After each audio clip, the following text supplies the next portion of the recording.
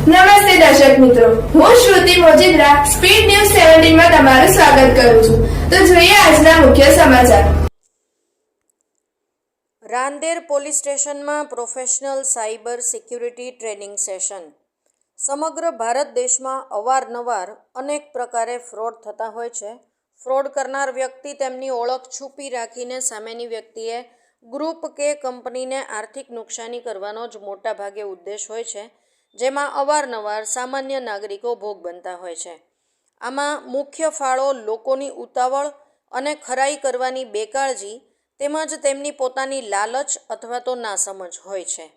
હાલમાં સાયબર ક્રાઇમના ઘણા કેસ આવી રહ્યા છે, જેમાં મોટાભાગે મોબાઈલનો ઉપયોગ અને વ્યક્તિની ઉતાવળ અને અજાણી વ્યક્તિને તેમની ઓળખ આપી દેવી એ બાબત મુખ્ય ભાગ ભજવે છે.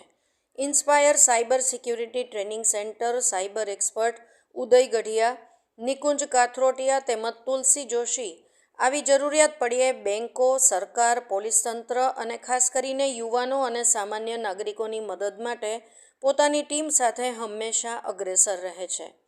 અવેરનેસના આ કાર્યક્રમમાં રાંદેર પોલીસ મથકના પીઆઈ શ્રી અતુલ સોનારાના માર્ગદર્શનમાં આ કાર્યક્રમ યોજવામાં આવ્યો હતો, જેનો મુખ્ય ઉદ્દેશ એવો રહેલો છે કે લાખો લોકો આવા સોશિયલ મીડિયામાં દુરુપયોગ કરીને ફસાવી રહેલા લોકોનો ભોગ બન્યા છે, એ આગળ જતાં ફરીથી ભોગ ન બને અને ખાસ કરીને યુવાનો આ બાબતની જાણકારી મેળવીને સતર્ક બને અને આવા લોકોનો શિકાર ક્યારેય ન થાય. સામાન્ય રીતે જો દરેક નાગરિક આ વાતની સમજણ રાખશે તો સાયબર ક્રાઇમમાં ઘટાડો થશે. જોવા જઈએ તો સુરતમાં રાંદેર પોલીસ મથકમાં આવેલ સાયબર સેલ દ્વારા આવા સેમિનાર થકી તપાસમાં મદદરૂપ તથા આરોપી સુધી પહોંચવા કડીરૂપ તાલીમનું આયોજન કરવામાં આવેલ.